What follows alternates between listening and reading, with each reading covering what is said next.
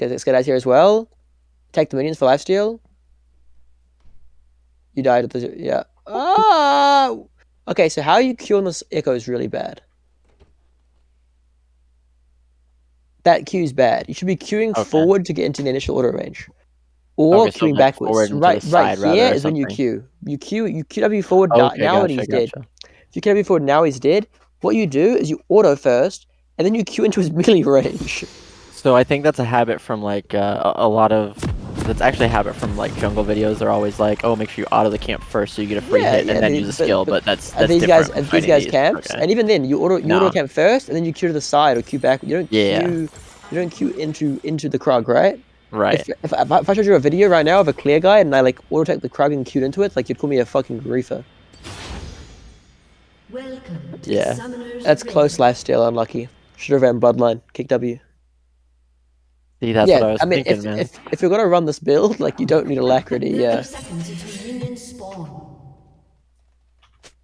I didn't think that I was gonna build this way, to be honest, though. I'm really on the fence about Bork at this point. Usually it's one or the other with Bork or... W this wall, by the way, and Q forward and kill this Lulu in like a second. I wanted to gets two-shot by you, man. You should probably sell your Bork for IE when you can. Okay. At this point of the game. Like your Q's like a massive attack speed steroid, by the way. And you my god, your Xayah kills. One thing I haven't seen you really do is click tab much and actually assess items of enemy. I do, but it's really like few and far between, and usually really quick. I don't usually just hold it down. Cool, you should win this. This is a 1-5. This is a 1-5. This is a 1-5 for you. This is a really 1-5. Really 1-5. Cool, play to the wall, left wall. You know that. I can see you clicking there, kinda. Not really. Maybe. Okay, when you win the game. Nice. You win the game. You win the game. Yes, good. Okay, I want to see how you play this. I want to really look at how you play this. So, front to back is simply the concept of like your backline hitting their front line and their front line hitting your front line and their backline hitting your front line. So front to back is simply like the most basic way of playing the game, but it's a front line that are like trading hits. It's a back line who are like trading hits on their front line. That's the basic idea of front to back. Oh, I see. Okay, gotcha.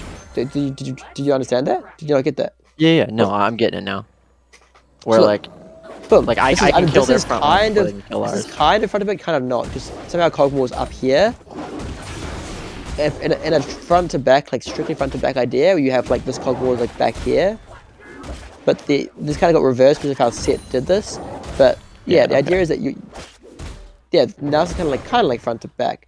I would ulti now, by the way. I would ulti with my R all the way back here. So like you know how you can position your ulti, like where the ulti is around you. It's only centered though, right? It has to center on you. Yeah. So what you do is you dip backwards for a second. Like pop it where I clicked, basically, and then. Yeah. So what you do is I'll show you.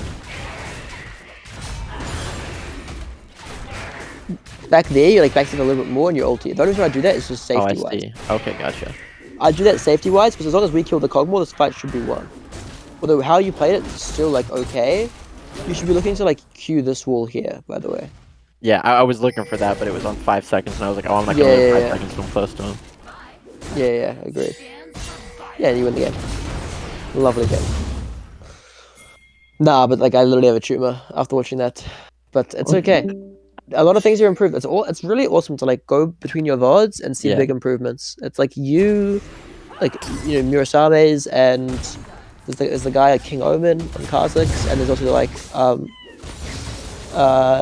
system player loss. Like I see a lot of improvement with you guys, which is super awesome between VODs. And hopefully I've been a part of that. But you guys are putting in the work. Absolutely, man. Thank you. You're welcome. Awesome. We'll go for another VOD now. I think we're going to do two more VODs today before we do live plays. If there are any requests for champions, then let me know. Dude, I want to see a Kiana game. Kiana game, huh? I do. I don't know what you're going to be playing in, but like, I think it's about time you pick the Bruiser or something? Picking a Bruiser? Yeah, like Bolivia maybe? Anyway, we'll look at another VOD. We'll look at a few more VODs first. Is there anyone here who hasn't got a VOD done this bootcamp that really wants to get a VOD done today? I haven't gotten one done yet. Yeah, easy. I see your one right now as well. Another Kindred VOD we can look at. I haven't got one done Way yet. more dog shit than that other VOD. I'd also mute it, or else you're gonna hear some shit in the background. No worries. And Mr. Uchiha also has a VOD somewhere. Do you have a VOD? Have you uploaded one? It's on like the client. I don't have it recorded. Oh, gotcha. So preferably speaking, record like a POV VOD. So you can see this guy's using low-key GG. So I mean that's what I use as well. Like right here, it's really easy. I'd recommend like downloading it if your I mean it's not even that hard on your PC. OBS is like the least, I guess, the least intensive thing. But just download this. It's super easy. It manages itself. You can like, yeah, it's really good. Low key GG. I did just like make a VOD. Yeah. But I like completely stomped the game, so I don't think it's really worth it. I mean, it could be worth it. I'll put it to YouTube and have a look. Okay, I can do that. Oh, also, how nice was this, guys? This was yesterday in a challenger game. I was playing Talon mid lane. How juice was this? You talking to me? No, I was just screen sharing a thing. Talking to the room, I think. That was nice. Jeez. Got styled on. Oh yes, as a ADC mate, that play was disgusting and I hate you. I'm keep in mind, I know this Draven player like personally. I'm good friends with him. He was streaming as well. I type in chat. I say get stopwatch ASAP, big man. Trust me here. And then literally on his stream VOD, I have the clip on my Twitter. On the stream VOD, the guy was like, "Hey, I ain't buying stopwatch." And then this happened like 2 seconds later. Like this happens. Man, this guy. Do you guys know why I stopwatch? You guys might not actually like consider this. But yeah, why I stopwatch there? You can't attack with the lifesteal? I don't know. It's because he has exhaust. So right here, I go invis again. Now I stopwatch. Now there's no way he can exhaust me or anything. What reason that matters is like he could exhaust me like now. He goes to exhaust me is when I go invis, and now he goes to exhaust me again. Yeah, it's just kind of gross. I do live here, by the way. No Can cap. I ask, like, this is more of like a bot lane question, but I play support secondary, and why does he have exhaust and not a support? ADCs have exhaust because, I mean, think about how games usually work, right? Like ADCs are peeling for themselves. I mean, ADCs need to be able to like self-peel against like assassins. You know, the support isn't always on them. So let's say that he gets jumped on by me and like mid lane when his like ADC support's warding. Having exhaust is really nice. Also, like heal is a turbo shit summoner spell in general. So most ADCs are running either cleanse or exhaust every single game, or ignite depending on the champions. But Draven's just a good exhaust user. Like if you still got higher ranks, I'll look at that guy's op GG for instance. Like every single game without fail. I can see that on Draven just because you're running people down so Oh, constantly. you can do it on everything. Like if I look at most of these games, will be like broken. Will be like exhaust is such a disgusting summoner spell. Yeah. So if I look at this. Yeah, I've been running it a little bit, like, into, like, super hard matchups as Kindred. I've been running Exhaust Smite with Gale Force, and it's actually working. What do you consider hard matchups? Shit like Xin Zhao, Jax. Have you considered running Resolve Secondary and keeping Flash? I think running Exhaust can be good in a way, but I think if they're any good, like, they can wait out the Exhaust and utilize the extreme abilities of Flash to just kill you every time. I think running Silver 4 right now, so it works. Yeah, interesting. Yeah, I think that Flash makes is really sense. good. Like running Resolve with like Bone Plating. Oh, is this about Jinx and Ghost? No. I'm just looking like right here. He's running exhaust, cleanse, exhaust on Jhin here, because obviously like this Nocturne's gonna be ulting onto him, right? So having exhaust is really good. This Twitch is gonna be opening on this guy. He's opening from closer range. You can get the exhaust down. These exhausts are really high value. On ADCs. Is support running heal, or are they just not a heal bot lane? Probably just running ignite. Yeah, ignite is really good. It just gets a lot of kill pressure, and then. Yeah. Oh my god! Someone fucking rumble onto this guy's match history. That's rough. But here we are. We've got a Kindred loss. Throw Silver 4. Well, that spoils it. Wow. Okay. So in High Elo, guys, you guys see ignite TP, and Silver, you guys see exhaust TP. Oh my gamer. honestly. I mean, honestly, I can kind of see the value. I mean, yeah, I can see the value. I can see the value, and I can kind of see the pick. But it gives him very low kill threat. It makes their kill threat on him lower, but it gives him no kill threat. So I think it's pretty shit to take. I think. But anyway, yeah. I mean, Ghost exhaust against Teemo specifically. As who? As Wukong? Or as like mostly? I mean, mostly. He sounds like you're seeing it all the time. Holy shit! I mean, yeah, it's weird. I don't know. I think Ghost and Garen can have same thing with like Darius. Ghost can have a lot of value on like a mobile no dash champions, but like yeah, I don't know. Seems a little bit overkill. Yeah, cool. Looking at this game, you run PTA this game. Do you always run PTA or what? So I run Conquer into like super tanky matchups. That's about it. Yeah, I have a look at OpGG. Did you play a lot of Kindred? Yes. Yeah, I don't think I've run Conquer recently. Gotcha. Yeah, so your build's a little bit interesting. It's okay though. I'll just have a look at your runes real quick. Are you running Ravenous or Relentless or Ingenious even? Ravenous. Okay. Ravenous. So try and move away from taking Ravenous if you can. Got nerfed pretty hard. You can feel pretty like you literally need 5 stacks to even make it feel like it's even there, and that's pretty that's one, unrealistic all the time, and 2, it's just pretty shit. Relentless can be better, or like running Inspiration like the other guy did with the Futures Market can be really good. Secondaries over here, I think running Coup de Grace is generally the worst option, but if you are running PTA, then PTA Coup de Grace can be nice in combination, as you're doing a lot of damage early game. Would you recommend last stand or cut? Well, it obviously depends on the match. Yeah, exactly. Generally, last stand. Last stand generally, but cut down if you feel like you're going to be like health stacking. But again, like if you are running this, then this is also fine. Yeah, I guess PTA is fine. It means you have a very strong early game, so you should really utilize that strong early game by like aggressively invading. First thing I want to mention is if you guys can get into the habit of it, like literally it'll take like 2 to 5 games, and it's like unbelievably broken. Change your HUD size to 0, like 0. I mean, I think it defaults to 1, it changes it to 1, but just put your HUD size on the minimum. The difference in like what's on your screen is insane. Like this difference, trust me, you'll get used to it very fast. Compared, I want to alt tab between it. Look at how much of the screen it takes up. It's really big. I think I actually did that and it reset after the update. Gotcha. Yeah, so try to do it again. Cool. So what are you doing here? You just want to run shit at them? So my goal there was just to get a cheesy ward on their blue, but I saw him, so I just ran back. Yeah, it's all good. Kind of sucks. You give him a few orbs, but it's only level 1 early on in the game, so it doesn't make too much of a difference. Yeah, so generally speaking, it's a lot easier to get like a cheesy ward on like topside camps. Generally speaking, jungler's path over here, you can run straight in and you can just ward this over the wall. Like if I quickly open up a, I'm going to quickly open up a slot here. One sec.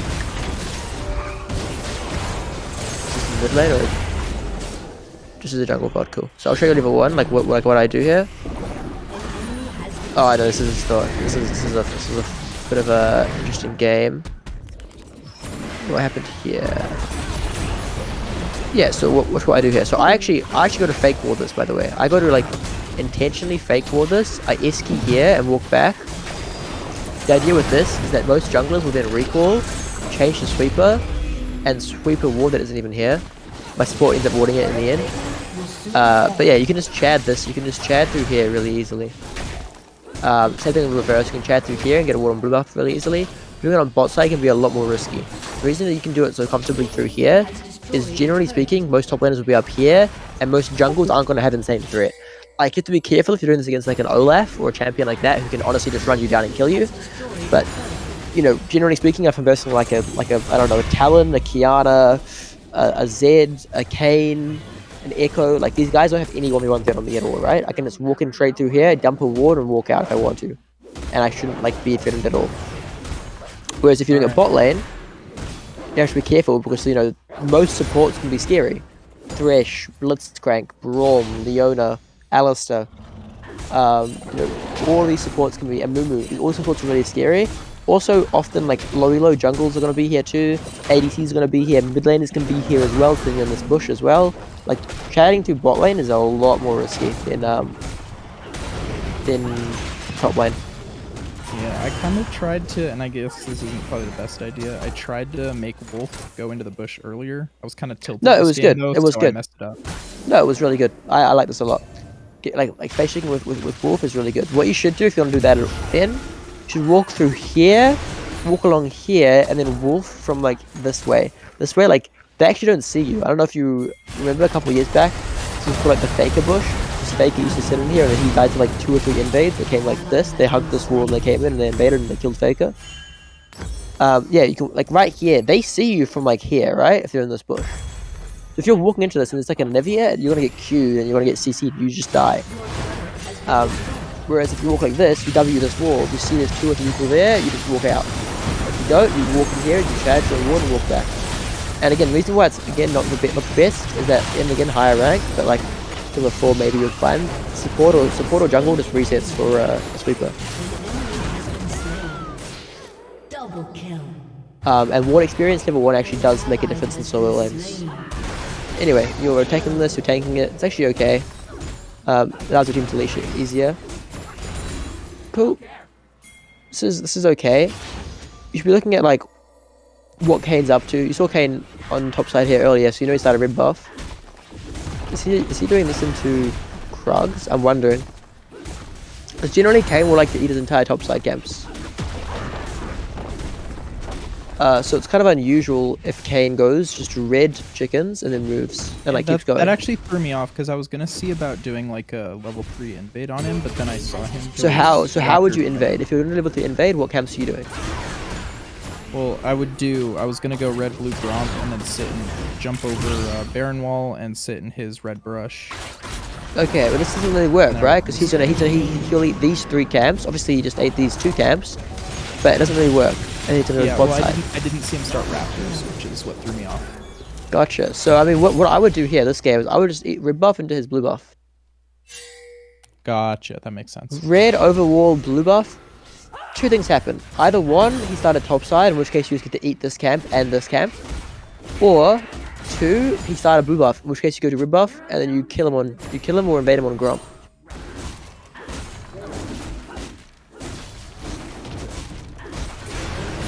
It's also a bit risky because you're leaving your Raptors open. What that means is that he can do like obviously he ended up doing these camps, and then like he does crab and he just one shot to Raptors, right? He's Kane, he likes to eat the Raptors. So what you can do if you're like looking to clear up or looking to cheese him, you can do red Raptors Gromp into invade. Same thing, but you just don't leave the Raptors up for an invade. This play up here was really bad.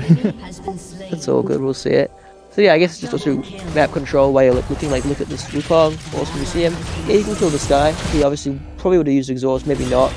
It sounded like he might have not used exhaust by what you said earlier. Should walk Tribush, I think, here. Should even ask your whether like if he has EQ or EW. Obviously he hits level 3 during the play anyway, but it's important to know what he has. Bit of a bad W initially. Bad E. You can still win this. You still win this. Even through exhaust, you win. And as long as you take a tower shot, you win this, right? I think you just played that quite a bit here. If I just had saved my E for a second, I would have won the fight. Yeah, 100%. Yeah, that's really doomed. You should still win this though. You should just use flash. Yeah, the thing that actually makes this awkward is his exhaust means you don't do much damage, and then he gets his 10 stacks of his passive, which is what gives him so much health regen. So if you look at this, like your damage to him is negligible. You're doing 47 damage, and he's healing so much from his health regen. Yeah, that's really unlucky. Yeah, how you play that's just a mistake. And now this game becomes a lot harder. You still end up getting your first mark, which is nice. What's your second mark gonna be? Can you tell me? I'm pretty sure it's gonna be it's either gonna be his Gromp or the Scuttle Crab or his Raptors. Correct. So chances are in this game with context, it should be Raptors. The Raptors are respawning at like 4:15. He picked him off really well. Yeah, and chances are he's killed his Gromp and Bot Crab should be gone. So you can play with that knowledge in mind. You can invade his Krugs right now, which you know he should be up.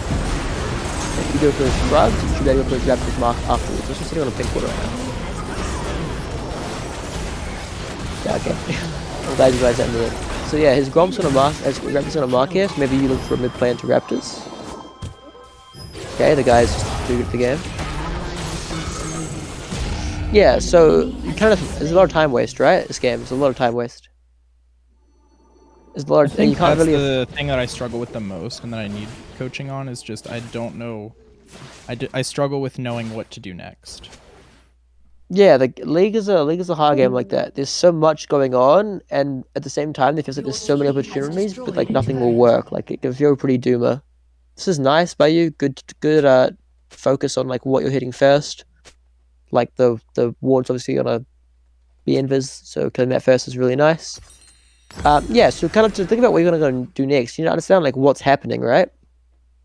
So what's happening here? First of all, you're running top crab. You know that Kane should be bot side, judging by his things. So in my head, like I've thought that Kane 5 camps this easily, obviously, because he decided to skip this. Kane can obviously like 6 camp by 315. This guy went for a 5 camp, so you know that he's guaranteed eating all these camps. But then one shot crab, and then he'll do like one of 3 things. There's like 3 options that Kane has there. What do you think the 3 options are? After he's done all of these camps, what are the 3 options? Option number 1. Oh, like he can gank bot because they're pushed up. Yep, he can ganking try bot. To gank mid, or he could push for top scuttle. Yeah, I mean, I don't really think mid's that gankable, and I think top crab's hard for him to cross to right now. I mean, he could cross to it. I think the realistic options is ganking bot, like recalling to his top side camps, or a third option would be what? Someone want to try and have a go? Invade Raptors? Yeah, exactly. Raptors invade. Very easy. He can just literally walk in here, sight the Raptors, and kill it. So these are the 3 options, right? So now we have to think about what do we do for each one. First of all, if he recalls, that's kind of the hardest one because we can't really like innately like counter that. Like that's more of like a we have to see what he does kind of thing. So if he recalls, that means we're allowed to kind of just eat our camps freely. If he invades our Raptors, we might want to like come around here and like fight on him.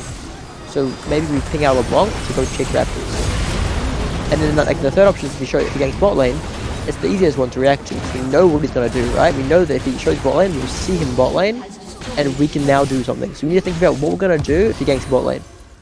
So what we're gonna do is we should look to eat Krugs, understand his Raptors are respawning, and eat his Raptors respawn, which should be marked. That's what we're thinking about doing. If you have that, if you already have that thought, right now you're gonna sit here and you're gonna sit here for a second, maybe.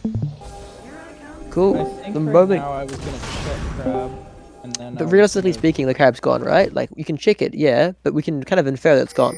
We have to really realize it's gone. Like there's no way this crab can like be up. This guy full clear. This guy 5 camp down. So yeah. So the moment we see this guy now we should just run straight for Krugs. It's already too late, kind of. Because Wukong's moving down to mid lane apparently. But yeah, so imagine if you just like plan that idea and like you invade Krugs here and then you invade chickens. What does this Kane do? Like this Kane might just take a reset. It's like this is lower rank, Kane might not even look for invades. I want to see how you play this a little bit. See if it's anything concerning. Well, LeBlanc's playing this a little bit interestingly, but it's okay. Ooh, okay, that's really rough. That guy feels like Faker. Like that little Yasuo is feeling like he's Showmaker, man. Feels like he's Trovy. He feels very happy with that play. But yeah, that really sucks for you because you just used like the past minute and a half has been just completely wasted time. You were already behind after the Wukong death, and now it just feels even worse.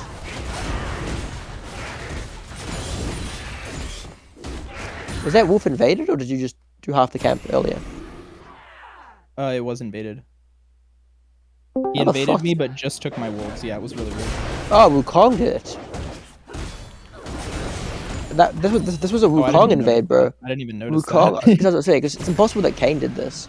So Wukong ran to the wolves here, and that's why Wukong just pops out of here. No shot, Wukong does that. That's actually so good for your Riven, though. That's actually so good for your Riven.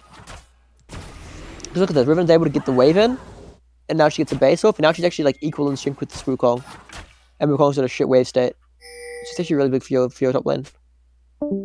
Yeah, so doing this, Raptors are invaded. Yeah, so this game feels like shit, man. This game feels terrible for you. Feels really rough. After that first death, it's still fine.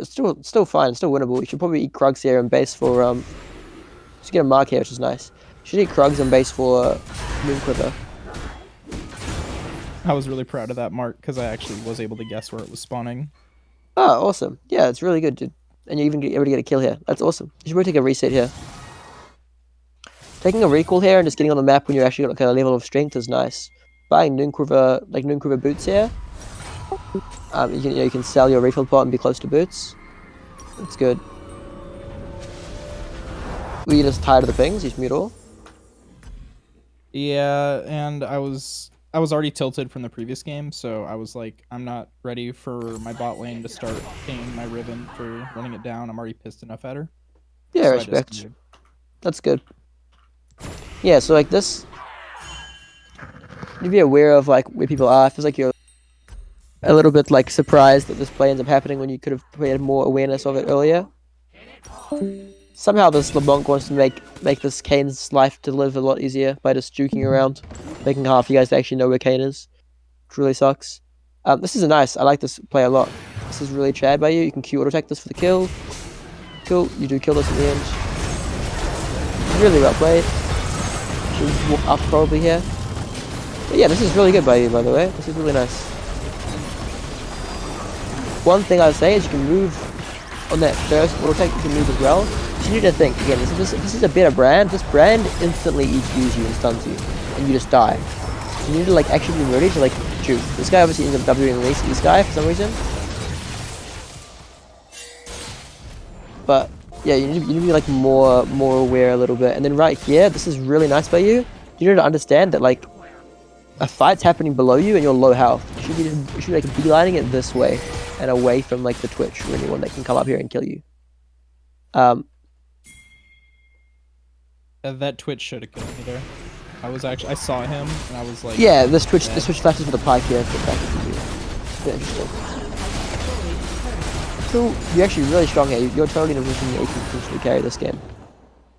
You should probably do like maybe Gromp as your last camp and then you should base. You really need to be. Yep.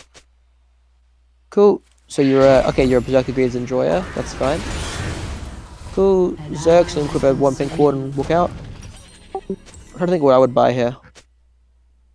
Yeah, do you think it's bad that I use Berserker Greaves? It just feels like my attack speed's so shit. Like no, Zerks can be a really strong rush item on Kindred. I think it's fine. I think what I would do here potentially is I would probably go Noon Quiver Pickaxe Boots. Probably. So we're looking at 950 plus 875. That number is in fact 1825, I believe. And then we have 175 spare. Yeah. Just not have boots, but that's fine. No, you go tier 1 boots. You have the brown boots. You have yeah. People call them the paper bags. You wearing your paper bag boots. So I'm a huge fan of going Berserkers too, kind of like even for like the movement speed and like helping with kiting. Yeah, it's very good.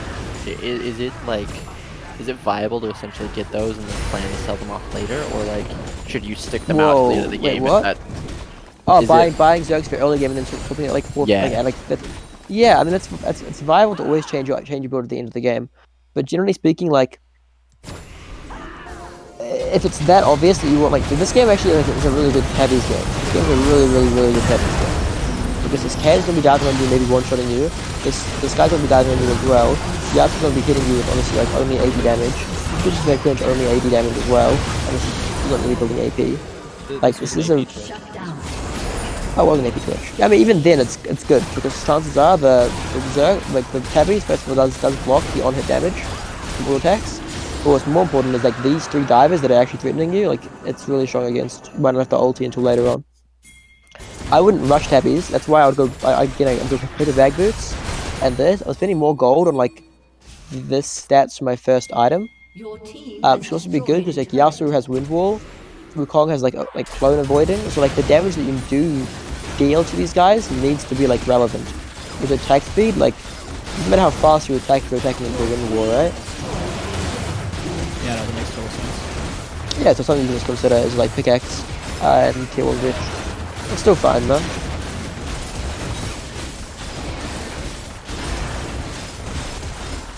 Nice, this Brand dies here, he has no flash.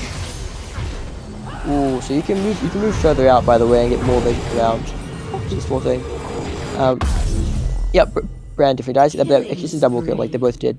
You should change your mark right now. So you can actually change your mark using the F keys. If you use Shift plus F1 to 5, you mark 1, 2, 3, 4, 5. You can mark these guys. Turn off you can just click, but you should really be yeah, marking one of these guys. Nice, good movement there. If this guy lives, okay, thank God your Jin's a bit of a beast. Good red smite here, double kill, massive. Cool, bot cap's free. Click tab here. See if Kane like wouldn't have transformed probably. But, like press tab here and see if Kane's transformed. You guys can see the moment that Kane transforms on the tab button, by the way, so you can actually tell if he's in base or not. So this is kind of an interesting play. Yeah, these camps like, should be down. Should know the camps are down.